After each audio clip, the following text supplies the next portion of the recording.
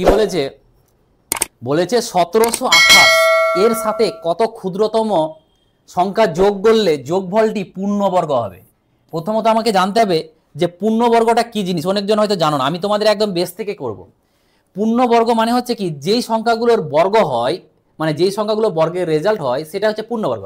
যেমন 1 এর স্কোয়ার 1, 2 এর স্কোয়ার মানে বর্গ 4, 3 এর বর্গ 9, এই যে সংখ্যাগুলো এগুলো হচ্ছে পূর্ণবর্গ। এর মিডিলে ওইটি ছাড়া পূর্ণবর্গ হয় না। তো এই যে এটা কিন্তু পূর্ণবর্গ না। তো বলছে এখান থেকে কত ক্ষুদ্রতম সংখ্যা যোগ করলে পূর্ণবর্গ হবে। তোমরা এটাকে অনেকজন এই নিয়মে করো যে 1728 আছে, এটাকে ভাগ নিয়মে করলে 4 4 16। আমি বলছি যদি সংখ্যা ছোট থাকে, এরকম ছোট সংখ্যা ছোট থাকে, ভাগ নিয়মে করার দরকারই নেই, এমনি হয়ে যাবে, কারণ ওটা একটু টাইম লাগে। এমনি কিভাবে দেখো 1728 আছে, এর কাছাকাছি তোমাকে তুমি যদি স্কোয়ারটাকে ডিনোট করতে পারো তাহলে ইজিলি হয়ে যাবে। কেমন?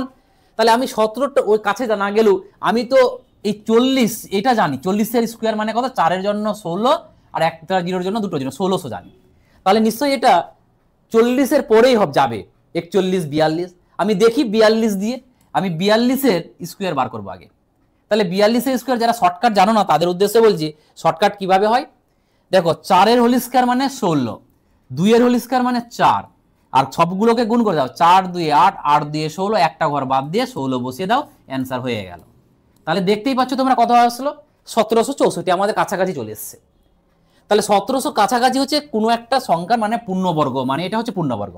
তাহলে বলছে এখানে কত যোগ করলে আমরা এটা পাবো, আসলে এটা থেকে এটা বিয়োগ করলেই হয়ে গেল। এই 1764 থেকে এই 1728 বিয়োগ করলেই হয়ে গেল। 14 থেকে দেখলে 6 দিকে 2 মানে 26 অ্যান্সার।